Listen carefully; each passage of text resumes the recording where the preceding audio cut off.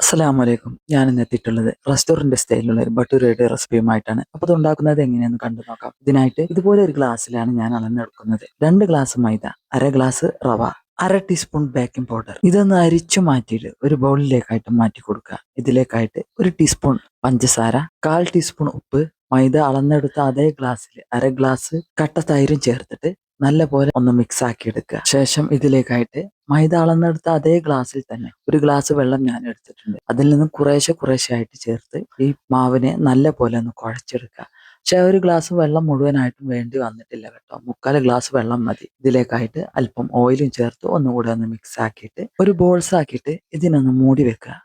ചുരുങ്ങിയത് അരമണിക്കൂർ റെസ്റ്റ് ചെയ്യാനായിട്ട് മാറ്റി വെക്കണം. 1 മണിക്കൂർ കഴിഞ്ഞിട്ട് എടുക്കുന്നതാണ് ഏറ്റവും നല്ലത്.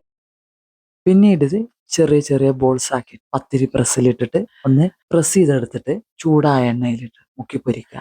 നമ്മൾ റെസ്റ്റ് ചെയ്യാൻ വെച്ച സമയത്ത് 1 മണിക്കൂറാണ് വെച്ചതെങ്കിൽ ഇത് നന്നായി തന്നെ പൊങ്ങി വരും കേട്ടോ. അരമണിക്കൂറിന്റെ ഉള്ളിലാണ് എടുത്തതെങ്കിൽ അത്ര തന്നെ പൊങ്ങി വരില്ല. പിന്നെ ഇത് പ്രസ് ചെയ്തെടുക്കുമ്പോൾ വളരെ തിന്നായിട്ട് പ്രസ് ചെയ്തെടുക്കരുത്. ഈ പറഞ്ഞ രീതിയിലാണെങ്കിൽ നമുക്ക് നമ്മുടെ വീട്ടിൽ നല്ല ഭട്ടൂര ഉണ്ടാക്കിയെടുക്കാം. അപ്പോൾ നിങ്ങൾക്ക് ഈ വീഡിയോ ഇഷ്ടമായെങ്കിൽ അത് മറ്റുള്ളവരിലേക്ക് ഷെയർ ചെയ്ത് കൊടുക്കുക. ലൈക്ക് ചെയ്യുക, സബ്സ്ക്രൈബ് ചെയ്യുക. ഇൻഷാ അള്ളാ മറ്റൊരു വീഡിയോയുമായി വരുന്നത് വരെ